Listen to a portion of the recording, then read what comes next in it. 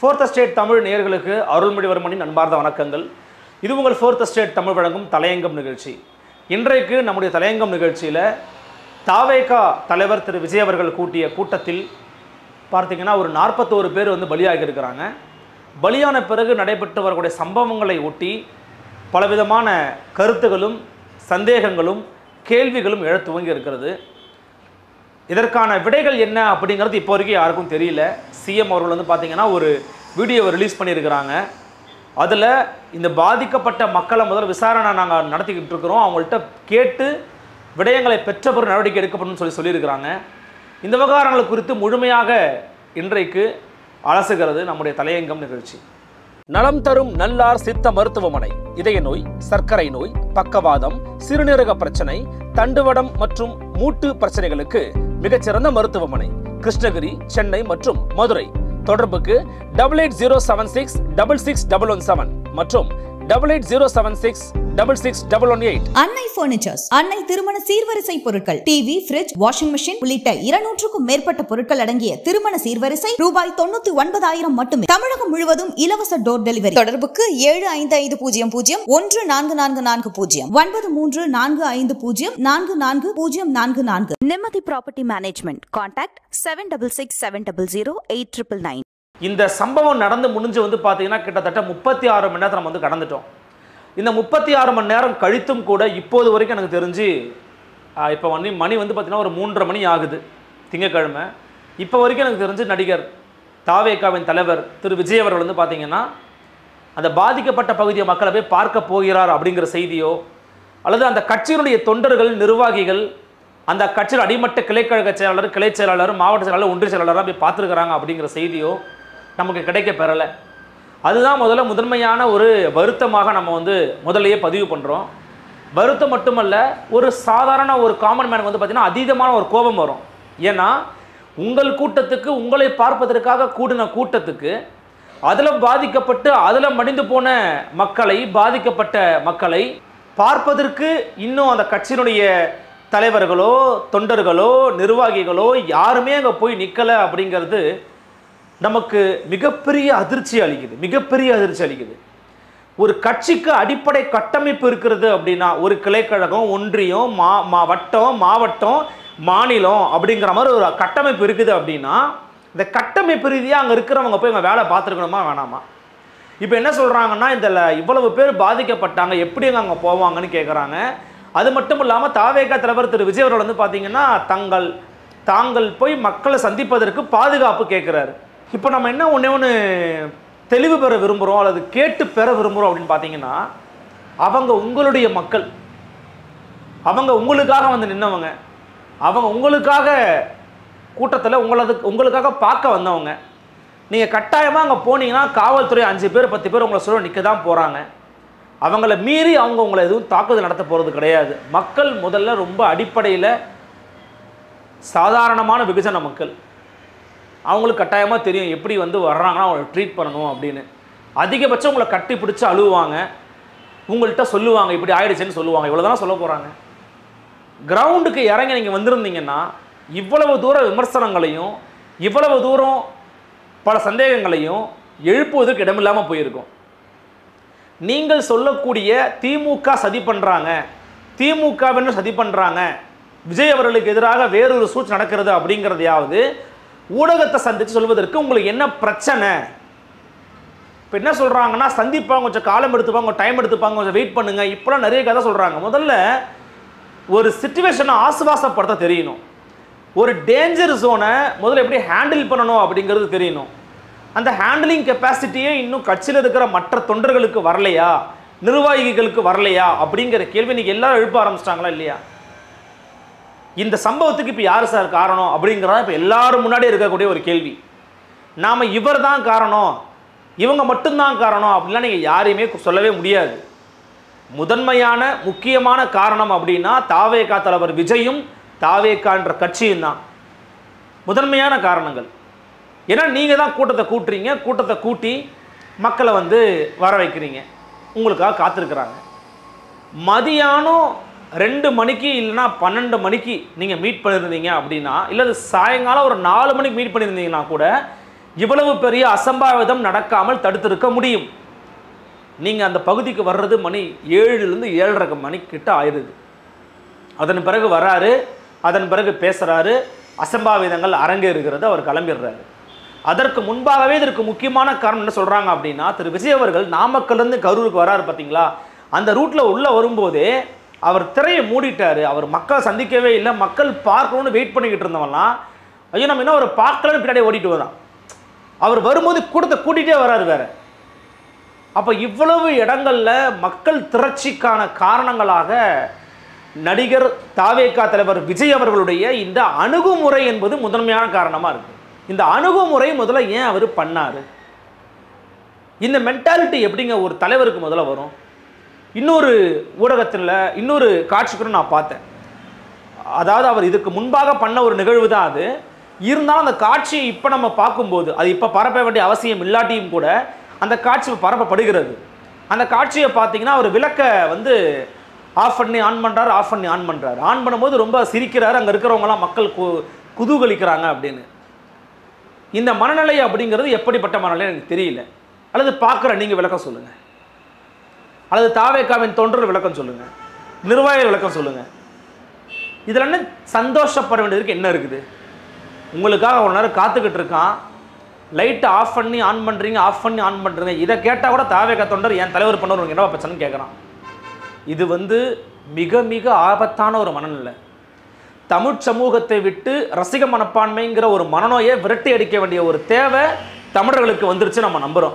இந்த இந்த காட்சிகள் நமக்கு இதெல்லாம் வந்து தெரியப்படுத்துது.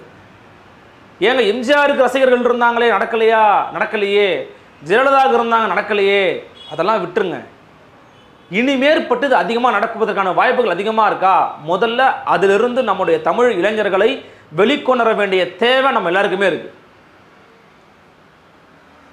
ஒரு ஐடியாவும் இருக்கணும், ஐடியாலஜியும் இருக்கணும். இந்த ரெண்டுமே இல்லாமல் நீங்கள் பயணிச்சிங்க அப்படின்னா இப்படிப்பட்ட மோசமான விளைவுகளை உங்களால் நிர்வகிக்க முடியாத சிக்கலை போய் நீங்கள் மாட்டிப்பீங்க. ரொம்ப சிம்பிள். கரூர்லேருந்து அவர் வெளியே இருக்க வேண்டிய தேவை என்ன வந்துச்சு? என்ன தேவை இருக்குது கரூர்லேருந்து வெளியேறுவதற்கான தேவை? கரூர்லேயே ஒரு தொண்டருடைய வீட்டில் உட்காருங்க, ஒரு நிர்வாகியின் வீட்டில் இருங்க. எம்ஜிஆரும் அண்ணாவும் அவங்களுடைய தொண்டர்களை தான் மதித்தாங்க, நிர்வாகிகளை தான் மதித்தாங்க. ஒரு மாவட்ட செயலர், வட்ட செயலர், ஒன்றிய செயலர், கிளைக்கழக செயலர் வீட்டை போய் தங்குவாங்க. அப்படி தங்கி இருந்து என்ன பிரச்சனை ஃபேஸ் பண்ணிட்டு போயிருக்கலாமே. நீங்கள் ஒட்டுமொத்தமாக நீங்கள் நீதிமன்றத்தில் போய் நீதி கேட்க நிற்கிறீங்க. அங்கே இருக்கிற பாதிக்கப்பட்ட மக்கள் கூட யாரும் நிற்கிறாங்க? 41 உயிர் பலியாக இருக்குது. அப்போ முதன்மையான காரணங்கள் அப்படின்னு நம்ம எடுத்துக்கிட்டோம்னா தாவேகா தலைவர் விஜய் அவர்களையும் தாவேகான்ற கட்சியும் நீங்கள் நிராகரிச்சுட்டு பேசவே முடியாது. அவங்க தான் முதன்மையான காரணங்கள். இப்போ என்ன சொல்கிறாங்கன்னா குறுகலான இடத்த கொடுத்துட்டாங்க. இப்போ நானுமே அதை பார்த்தேன். குறுகலான இடமே வச்சுக்குவோம் நம்ம. அது ஒரு குட்டியான ஒரு இடம் தான், ஓகே. அந்த குட்டியான இடத்த அவங்க கொடுக்கும்போது நீங்கள் ஃபைட் பண்ணி அந்த இடத்த நாங்கள் ஏற்றுக்க முடியாது, நாங்கள் நிராகரிக்கிறோம் அப்படி நிராகரிச்சுட்டு போங்க. நீங்கள் வந்து பிரச்சாரம் பண்ணி மக்களை மீட் பண்ணுறதை விட அந்த மக்களோட உயிர் தான் சார் முதல்ல முக்கியம். அந்த மக்கள் உயிருக்கு பிறகு தான் உங்களுக்கு பிரச்சாரம், பரப்புரை, பொதுக்கூட்டம், மாநாடு, தத்துவம், கொள்கை, கோட்பாடு எல்லாம் அதன் பிறகு தான். மக்களுடைய உயிர் தான் உன்னதமானது. உயிருக்கு முன்னாடி மற்ற எல்லாமே வந்து எதுவுமே கிடையாது. அப்போ அப்படிப்பட்ட மக்கள் உயிர் முக்கியம் நம்ம நினைக்கிறோம். அதற்கு முன்பாக எடப்பாடி பழனிசாமி அங்கே தான் பிரச்சாரம் பண்ணியிருக்கிறாரு. அங்கே எந்த அசம்பாவிதமும் நடக்கலை. சரி, ரைட்டு. இப்போ நம்ம அடுத்த விவகாரத்துக்கு வருவோம். ஸோ முதன்மையான விவகாரங்களை நம்ம தாவேகா தலைவர் விஜய் அவர்களுடைய அணுகுமுறை பிழைன்னு சொல்கிறோம். நேரம்னா நேரத்துக்கு வாங்க, வர முடியலன்னா வராதிங்க, அதை தவிர்த்துருங்கன்றோம். வராதிங்க, தவிர்த்துருங்க. அவ்வளவு நேரம் மக்கள் காலையிலிருந்து இரவு வரைக்கும் காத்துக்கிட்டு இருக்கிறான்னா எதுக்கு காத்துக்கிட்டு இருக்கான்? உங்களை பார்ப்பதற்காக காத்துக்கிட்டு இருக்கான். உங்களை ஜஸ்ட் வாண்ட் டு சி, அவ்வளோதான். நான் அதில் விஜய் வந்து விஜய் என்ன இதை பார்த்து சந்தோஷப்பட போகிறாரா, மகிழ்ச்சி அடைய போகிறாரா, அதுக்குலாம் நம்ம போகவே இல்லை. விஜய் அழுதுருப்பாருன்னு சொல்கிறாங்க, ஓகே அழுதுருப்பார் தான், ஓகேலாம் ஃபைன் தான். எண்டு ரிசல்ட் என்ன? எங்கே வந்து நின்னார் அவர்? சீமான் ஒழிகன்னு கோஷம் போட்ட அந்த கூட்டத்துக்கு மத்தியில் தான் அந்த பாதிக்கப்பட்டவங்களை போய் பார்க்க போயிருக்கிறாரு சீமான். அதிமுக பாஜகன்ற பொருந்தா கூட்டணியை மக்கள் ஏற்க மாட்டாங்க, அடிமையாயிட்டாங்க, இப்பெல்லாம் விமர்சனம் பண்ணியிருக்கிறாரு. அந்த எதிர்க்கட்சி எடப்பாடி பழனிசாமி வந்து பார்த்துட்டு போனார். இத்தனைக்கும் எடப்பாடி பழனிசாமி அதை மெச்சூராக ஹேண்டில் பண்ணுறாரு. மெச்சூராக ஹேண்டில் பண்ணுறாரு. திரு சீமானும் மெச்சூராக ஹேண்டில் பண்ணுறாங்க. இதில் வந்து நம்ம கொஞ்சம் பொறுமையாக தான் இருக்கணும், நிதானமாக தான் இருக்கணும்னு பதில் சொல்கிறாங்க. திமுகவின் பக்கம் இப்போ நம்ம வருவோம். திமுக இந்த இடத்த அரசியலுக்காக பயன்படுத்துனாங்கன்னா ஆமாம் பயன்படுத்துவாங்க. திமுக இதை அரசியலுக்காக பயன்படுத்தும் என்பது எல்லாருக்கும் தெரிந்த விவகாரம் தானே. இதில் புதுசாக நீங்கள் கண்டுபிடிக்க ஒன்றுமே இல்லையே. கிரவுண்டை அவங்க கண்டிப்பாக வந்து கேப்சர் பண்ண நினைப்பாங்க. அது யாராக இருந்தாலும் நினைப்பாங்க. அது திமுகவும் நினைக்கிது. திமுக நினைக்காது நம்ம எதிர்பார்க்கவே கூடாது. முதல்ல கள்ளக்குறிச்சியில் அத்தனை பேர் படுகொலை நடந்துச்சுங்க. அந்த கள்ளக்குறிச்சிக்கு திமுகவினுடைய தலைவர் இன்றைய முதலமைச்சர் மு க ஸ்டாலின் போய் பார்க்கல. ஏன் பார்க்கலன்னு எல்லாருக்குமே தெரியும். அதே மாதிரி தான் இப்போ நீங்கள் வந்து பார்க்கல. எப்படி அது பிழையானதோ, எப்படி அது தவறானதோ, எப்படி இது சரியான அணுகுமுறை இல்லையோ, அதே தான் நீங்கள் பண்ணுற அணுகுமுறையும். நீங்கள் பண்ணுற அணுகுமுறையும் அது அப்பாவி மக்களை தான் சார் குறை சொல்லணும். நான் ரெண்டாவதாக குறை சொல்ல விரும்புவது இந்த மக்களை, இந்த ரசிகர்களை தான் குறை சொல்லணும். குழந்தைய கூட்டிகிட்டு வராதுன்னு சொன்னாலும் குழந்தைய கூட்டிகிட்டு போகிறீங்களே. உங்களுக்கு அடிப்படையில் அறிவியல் உணர்வு, அறிவியல் மனப்பான்மை இருந்துச்சுன்னா முதல்ல அந்த இடத்துக்கே போகக்கூடாது. பார்க்குறதுக்கு நீங்கள் இருக்கிறீங்க ஒரு பகுதி தெரு வழியாக போய்கிட்டு இருக்கீங்க, ஒரு பயங்கரமான கூட்டம் இருக்குது கோயிலில், இல்லை ஒரு சர்ச்சில் ஒரு மசூதியில் பயங்கரமான கூட்டம் இருக்குது. அந்த இடத்துல ஒரே கலையபரமாக இருக்குதுன்னா உங்கள் குழந்தை கூட்டம் அந்த வழியாக போவீங்களா? திரும்புங்க, வண்டியை திருப்பிடுங்க, வேறு வழியாக போகலாம் தானே சொல்லுவீங்க. இது அடிப்படை அறிவு, அடிப்படை அறிவு, பேசிக் நாலேஜ். அது கூட இல்லாமல் எப்படிங்க கூட்டத்தில் நீங்கள் குழந்தைய கூப்பிட்டு போகிறீங்க? 1.5 வயசு குழந்தைய பொட்டலம் கட்டி கண்ணாடி நிற்கிறாங்களே, பார்க்குறோமே. இதெல்லாம் நம்ம பார்க்க வேண்டிய தேவை இருக்கா, அவசியம் இருக்கா? இந்த சூழலுக்கு மத்தியில் இந்தியாவினுடைய எல்லாரும் பேசிட்டாங்க, இதை என்ன பண்ண போகிறோம், அதை அடுத்து என்ன பண்ண போகிறோம் அப்படின்னு. நமக்கு என்ன கேள்வி அப்படின்னா, இந்த ஸ்டாம்ப் லைட் இருக்குது பார்த்தீங்களா, அந்த லைட் ஸ்டாண்ட் லைட் இருக்குது பார்த்தீங்கன்னா, அந்த லைட் எப்படி விழுந்துச்சு, எப்படி ஆஃப் பண்ணாங்க, இந்த ஜென்ரேட்டர் எப்படி ஆஃப் பண்ணாங்க, விசாரிக்க தான் போகிறாங்க. விசாரணை தெரிய வரதான் போகுது. அதெல்லாம் ஒரு பக்கம் இருக்கட்டும். பிரச்சனை நடந்து முடிஞ்ச உடனே கட்சிக்காரங்க எங்கே போனாங்க? Where is your party, where is your party cadres? கட்சி தொண்டர்கள் எங்கே போனார்கள்? கட்சி நிர்வாகிகள் எங்கே போனார்கள்? திமுக, அதிமுக, பாமக, பாஜக, நாம் தமிழர், யாராக இருந்தாலும் சரி, கட்சிக்காரங்க பிரச்சனை பண்ண நம்ம கூட கட்சி போய் நிற்குவாங்க. அதாங்க ஸ்ட்ரக்சரு, அதாங்க கட்டமைப்பு, அதாங்க அடிப்படை மாண்பு, அதான் அடிப்படை மாண்பு. இந்த விவகாரத்தில் இவங்களுடைய மேலே மேஜரான சில பிரச்சனைகள் இருக்குது. இன்னொரு பக்கம் இவங்க கேட்ட இடத்த அவங்க கொடுக்கலன்னா இவங்க அதுக்கு போயிருக்கவே கூடாது. இவங்க தான் அரசியல் பண்ணுவாங்கன்னு தெரியுமே, வளைய விரிப்பான்னு தெரியுமே, ஏன் விழுந்தீங்க? வளைய விரிப்பாங்கன்னு தெரியும்ல, ஏன் விழுந்தீங்க? அதுதான் வளைய வச்சது உண்மையாக தான், ஏன் விழுந்தீங்க? சரி, ஒரு குறுகலான இடத்த கொடுத்துருக்குறாங்க இல்லையா, இந்த குறுகலான இடத்துல எவ்வளோ சீக்கிரம் நீங்கள் வந்து பேசிட்டு போயிருந்தால் இந்த மாதிரி சம்பவம் நடந்திருக்குமா? அங்கே தான் போய் ஆகணும், வேறு வழி இல்லை, அங்கே தான் போய் ஆகணும் நீங்கள்.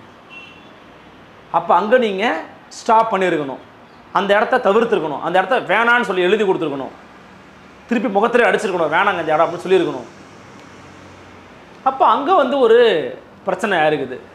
இவங்க குயிக்காக திமுக ரியாக்ஷன் பண்ணது மட்டும்தாங்க சந்தேகத்தை எழுப்புறதா சொல்கிறாங்க. ஆனால் இன்னொரு சைடு பார்த்தீங்கன்னா திமுக ஒருவேளை லேட்டாக ரியாக்ட் பண்ணாலும் பிரச்சனை தான்.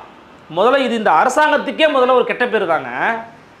திமுக ஆட்சியில் நடந்த கரும்புள்ளிங்க இது.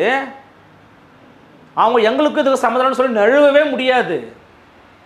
அதான் திருப்பி சொல்கிறேன், முதன்மையான பார்ட்டுங்கிறது இந்த பக்கம், இரண்டாவது இந்த பக்கமும் இருக்கு. நேரத்தை இடத்த பெருசாக கொடுத்துட்டு போங்க, நேரத்தை இவ்வளோதாங்க நேரம் வாங்கன்னு சொல்லிட்டு போங்க. அப்போ என்னன்னா, ஒரு அசம்பாவிதம் நிகழ்வதற்கான சூழலையும் களத்தையும் தயார்படுத்தி கொடுத்துட்றீங்க. ஓகே, அவங்க வராங்க, சொல்லிட்டோம், அவங்க கேட்க மாட்டேங்கிறாங்க.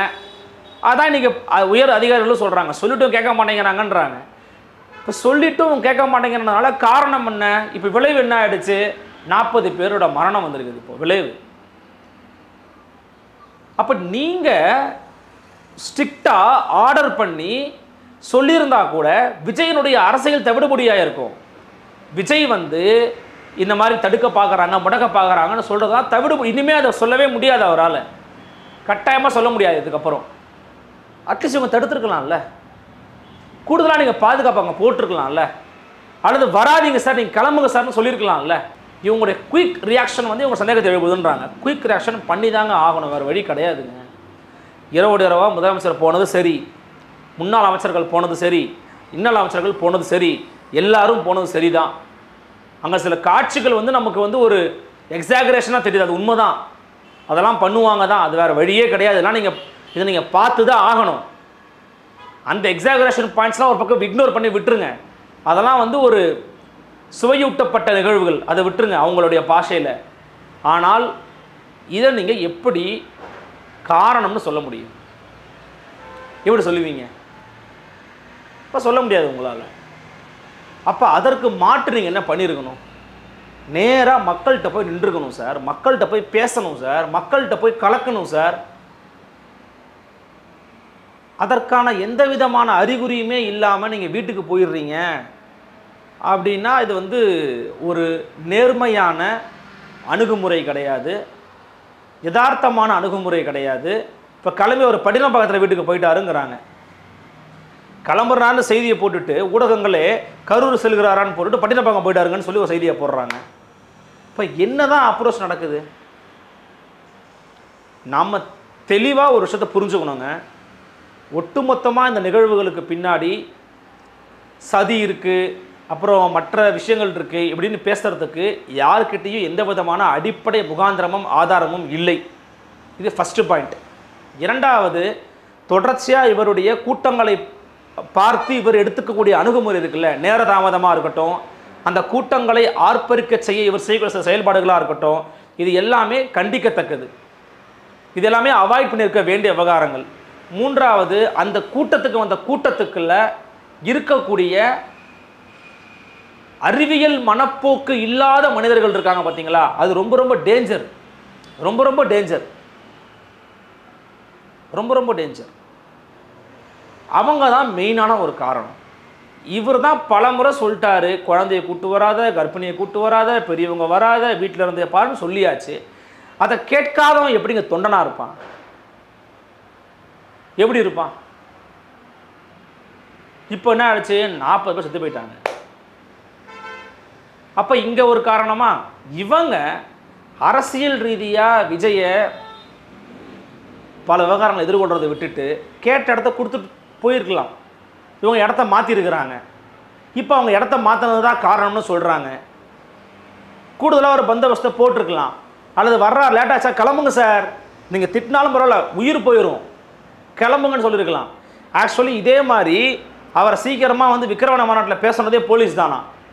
அன்றைக்கு தாவேக்காவே ஆதரத்த ஐயனா தான் நம்ம பேட்டில் சொல்லியிருக்கிறாரு.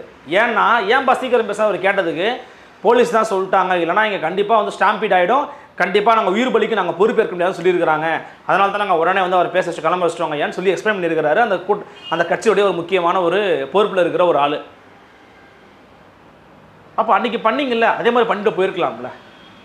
நேரத்துக்கு கிளம்பி நேரத்துக்கு போய் நேரத்துக்கு முடிச்சிருந்தா அந்த பிரச்சனை தவிர்த்துருக்கலாம் சார், முழுமையாக தவிர்த்துருக்கலாம். இதில் வந்து சதின்னு சொல்கிறதுக்கோ மற்ற விவகாரங்களுக்கோ இன்றைக்கு எந்த விதமான முகாந்திரமும் ஆதாரமும் யாரிடமும் இல்லை, யாரிடமும் இல்லை. அதான் யதார்த்தமான உண்மை. அதை புரிஞ்சுக்கிட்டு களமாடணும். முக்கியமாக எதிர்கட்சிகளுடைய ரோலை இதில் நான் ரொம்ப வந்து மெச்சுறேன்.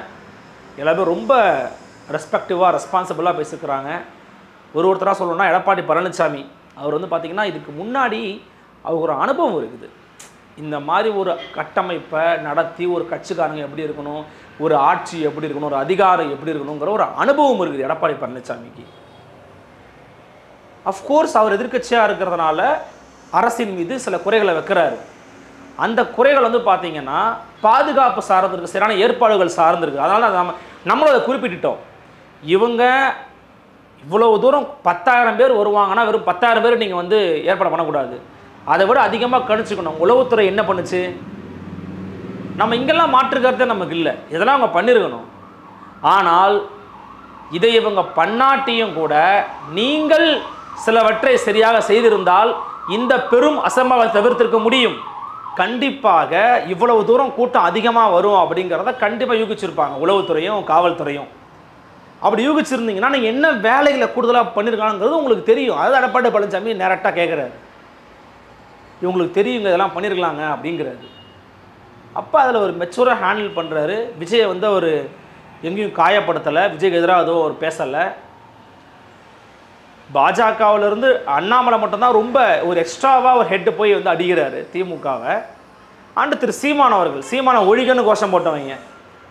ஆனால் அவர் தான் அங்கே போய் நிற்கிறாரு. ஒன்றும் ஆகாதமா, நம்ம பிள்ளைங்க இருக்கிறாங்க பார்த்துப்பாமா அப்படின்னு சொல்லிட்டு வந்திருக்கிறாரு. 30 பேரோட குடும்பத்தை பார்த்து வந்திருக்கிறாரு.